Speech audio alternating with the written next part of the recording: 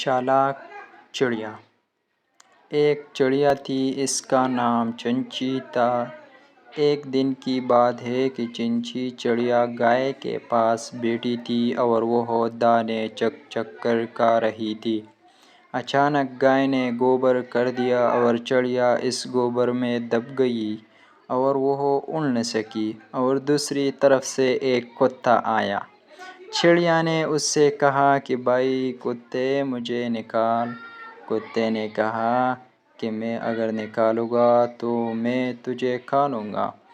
چڑیا نے کہا ہاں کھا لینا۔ کتے نے چڑیا کو گوبر سے باہر نکالا۔ اب چڑیا نے کہا مجھے دھو تو لے۔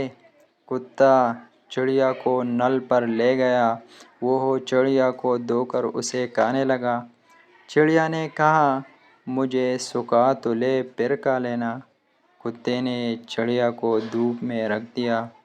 تھوڑی دیر میں چڑیا کے پر سوکھ گئے اور وہ پر سے اڑ گئی۔